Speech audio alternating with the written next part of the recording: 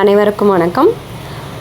Welcome to TRB physics channel. நீங்கள் எங்கள் சேனலுக்கு புதுசாக இருந்தால் சப்ஸ்கிரைப் பண்ணிவிட்டு வீடியோ பாருங்கள். இன்றைக்கி நம்ம வீடியோவில் பார்க்க போகிறது என்னென்னா, இடைநிலை ஆசிரியர்கள் தற்போது அவங்களுக்கான ரிசல்ட் விட்டிருந்தாங்க. ஸோ அதுக்கப்புறம் அவங்க சிவிக்கு அழைக்கப்படுவாங்க. அப்போ கால் லெட்டர் அவங்களுக்கு வரும். ஸோ அதுக்கு முன்னாடி அவங்க என்னென்ன சர்டிஃபிகேட்லாம் ரெடி பண்ணி வச்சுக்கலாம் அப்படிங்கிறத இந்த வீடியோவில் நம்ம பார்க்க போகிறோம். ஏன்னா முன்கூட்டியே நம்ம சர்டிஃபிகேட்லாம் நம்ம ரெடி பண்ணி வச்சுட்டோன்னா நம்மளுக்கு கால் லெட்டர் வந்த பிறகு நமக்கு ஈஸியாக இருக்கும். எந்த பதட்டமும் அந்த நேரத்தில் நம்மளுக்கு அடையாமல் சீக்கிரமாக நம்ம ரெடி ஆகிறதுக்கான வாய்ப்பு அதிகமாக இருக்குது. ஸோ அதனால தான் நான் என்னென்ன சர்டிஃபிகேட்லாம் ரெடி பண்ணணும் அப்படிங்கிறத சொல்கிறேன். இது அடுத்து கல்வி சான்றிதழ்கள். நம்மளோட கல்வி சான்றிதழ்கள் மெயின். நம்ம 10th 12th அப்புறம் நம்ம ஆசிரியர் பயிற்சி முடிச்சிருப்போம் இல்லையா, அந்த சர்டிஃபிகேட்டு, அப்புறம் டெட் பாஸ் பண்ண அந்த சர்டிஃபிகேட்டு. இப்போ எல்லாமே வெப்சைட்டில் நீங்கள் போய் பார்த்தீங்கன்னா அந்த நம்ம டெட்டு பாஸ் பண்ணதுக்கான சர்டிஃபிகேட் இருக்கும். அதை டவுன்லோட் பண்ணி வச்சுக்கோங்க. அது 2-3 காப்பி கூட நீங்கள் போட்டு வச்சுக்கிறது நல்லது. எப்போயுமே அது நம்மளுக்கு கேட்டுகிட்டே இருப்பாங்க. அப்போ தகுதி சான்றிதழ் எடுத்து வச்சுக்கணும். அது மாதிரி ஆசிரியர் படித்த 2 வருஷம் முடிச்சுட்டு நம்ம அதுக்கான இடைநிலை ஆசிரியர் தகுதி சான்றிதழ் வச்சுருப்போம். அந்த சர்டிஃபிகேட்டு இதெல்லாம் கல்வி சான்றிதழாக நம்ம முக்கியமாக நம்ம எப்போயுமே எடுத்து வச்சுருக்கணும். நெக்ஸ்ட்டு பார்த்திங்கன்னா கம்யூனிட்டி சர்டிஃபிகேட் பொறுத்தளவுக்கு ரொம்ப ரொம்ப முக்கியமானது கம்யூனிட்டி சர்டிஃபிகேட்டு. இதை வச்சு தான் பார்த்திங்கன்னா நம்மளுக்கு சில இப்போது நம்ம கேஸ்ட் வைஸ் பிரிக்கிறப்போ எம்பிசி எஸ்சி எஸ்டி அப்படிங்கிறப்போ நம்மளுக்கு கொஞ்சம் வாய்ப்புகள் இருக்கிறதுக்கு அதிகமாக முன்னாடி போகிறதுக்கான வாய்ப்புகள் இருக்கும். அப்போ கம்யூனிட்டி சர்டிஃபிகேட் ரொம்ப முக்கியம். இந்த கம்யூனிட்டி சர்டிஃபிகேட்லேயும் அவங்க ஒரு இதை சொல்லியிருக்காங்க. என்ன சொல்லியிருக்காங்க அப்படின்னு பார்த்தோன்னா, சில பேர் ஹஸ்பண்டோட பேர் பின்னாடி வச்சு அதுக்கான கம்யூனிட்டி சர்டிஃபிகேட் வாங்கியிருப்பாங்க.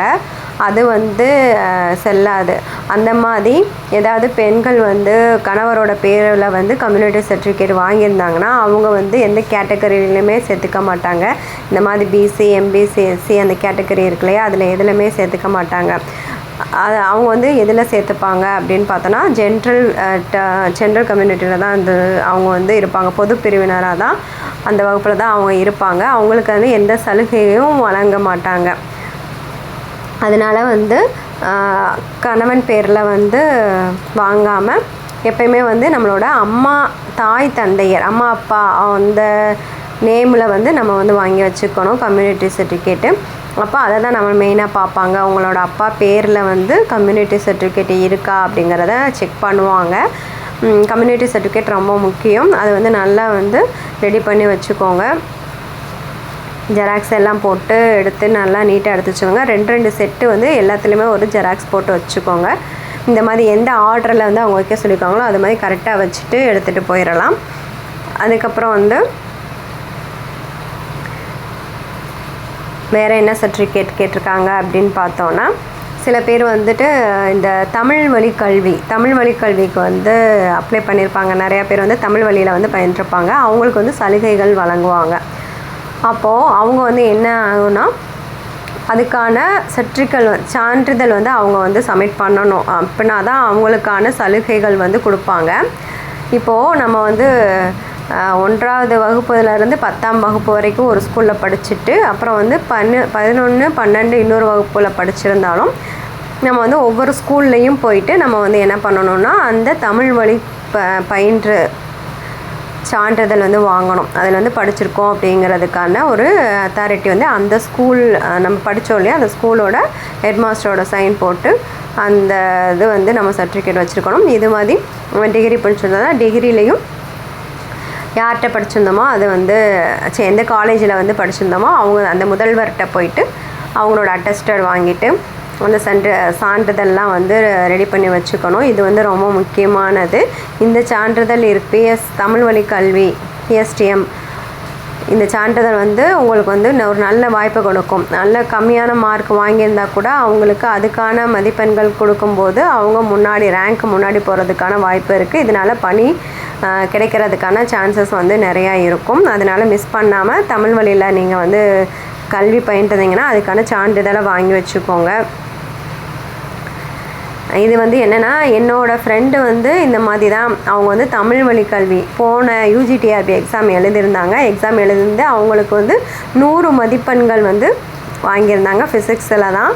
அவங்க வந்து பார்த்திங்கன்னா தமிழ் வழி கல்வி தான், அதாவது 1ஆம் வகுப்புலேருந்து காலேஜ் வரைக்குமே அவங்க தமிழ் வழியில் தான் கல்வி வந்து பயின்றிருக்காங்க. ஆனால் வந்து பார்த்திங்கன்னா அவங்க ஒரே ஒரு மிஸ்டேக் பண்ணிட்டாங்க. என்ன பண்ணிட்டாங்கன்னா, இப்போது 10th 12th வரைக்குமே தமிழ் வழி சான்றிதழ் வாங்கிடலாம். காலேஜில் போய் அவங்க என்ன பண்ணியிருக்காங்க, தமிழ் மீடியத்தில் தான் படித்து தமிழ் மீடியத்தில் தான் எக்ஸாமெல்லாம் எழுதியிருக்காங்க.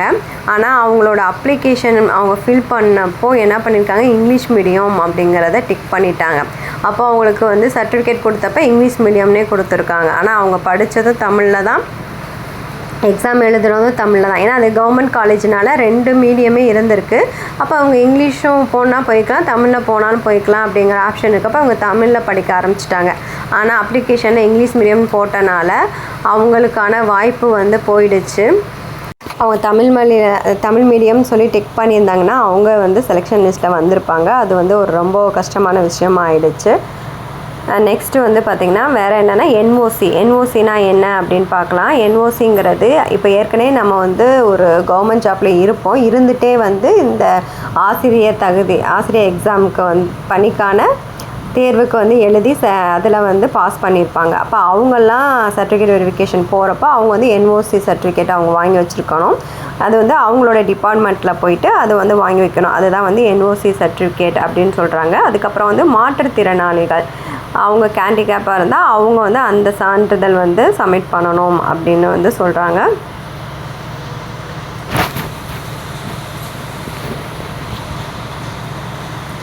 அடுத்து நெக்ஸ்ட்டு வந்து ரொம்ப முக்கியமானது நம்மளோட கான்டாக்ட் சர்டிஃபிகேட் வாங்கணும். கான்டாக்ட் சர்டிஃபிகேட் பார்த்திங்கன்னா நம்மளோட டிசியில் வந்து இருக்கும். அதாவது நம்ம லாஸ்ட்டாக எந்த இன்ஸ்டியூட்டில் படித்தோமோ அந்த இன்ஸ்டியூட்லேருந்து நம்மளுக்கு டிசி கொடுத்துருப்பாங்க. அந்த டிசிலேயே வந்து சில பேருக்கு வந்து கான்டாக்ட்னு கொடுத்து குட் அப்படின்னு சொல்லி போட்டு கொடுத்துருப்பாங்க.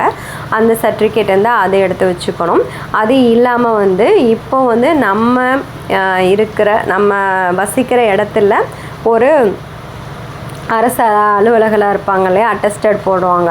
அவங்கக்கிட்ட போயிட்டு இன்னொரு கான்டாக்ட் சர்டிஃபிகேட் வாங்கணும். இந்த 2 சர்டிஃபிகேட்டும் ரொம்ப முக்கியம். இதையும் வந்து நீங்கள் எடுத்து 2 ஜெராக்ஸ் போட்டு வச்சுக்கோங்க. ஸோ இப்போ நான் சொன்ன எல்லா இதையும் வந்து கரெக்டாக வந்து எடுத்து வச்சுக்கோங்க. சர்டிஃபிகேட் எப்படி வாங்கணும் அப்படின்னா, நம்மளுக்கு வந்து எப்போ சொல்கிறாங்களோ அதுலேருந்து 3 மாதம் தான். இப்போ நம்ம ஒரு கான்டாக்ட் சர்டிஃபிகேட் வாங்குகிறோம் அப்படின்னு சொன்னோம்னா அது 3 மாத காலத்துக்கு தான் அது வந்து வேல்யூபிளாக இருக்கும். இப்போ நம்ம எக்ஸாம் எழுதுகிறப்பே சப்மிட் பண்ணியிருப்போம் இந்த கான்டாக்ட் சர்டிஃபிகேட்டு. நம்ம அப்ளிகேஷன் வந்து சப்மிட் பண்ணுறப்போ இந்த கான்டாக்ட் சர்டிஃபிகேட் போட்டிருப்போம். ஆனால் 3 மந்த்ஸ் ஆயிடுச்சுன்னா அதுக்கு வந்து வேல்யூபிள் கிடையாது. அதனால நம்ம என்ன பண்ணணும்னா திருப்பி புதுசு தான் நம்ம அப்ளை பண்ணணும், போய் வாங்கணும். ஸோ அதனால் அதை வந்து நீங்கள் பார்த்து வாங்கி வச்சுக்கோங்க. கான்டாக்ட் சர்டிஃபிகேட்டும் ரொம்ப முக்கியம். ஸோ இந்த மாதிரி சொன்ன சர்டிஃபிகேட்லாம் ரெடி பண்ணி கரெக்டாக வச்சுட்டிங்கன்னா உங்களுக்கு சிவிக்கு போகிறப்போ ரொம்ப வந்து ஈஸியாக இருக்கும். இந்த வீடியோ உங்களுக்கு யூஸ்ஃபுல்லாக இருக்கும் நம்புகிறேன். நீங்கள் வந்து இந்த வீடியோவை எல்லாத்துக்கும் ஷேர் பண்ணுங்கள். தேங்க்ஸ் ஃபார் வாட்சிங்.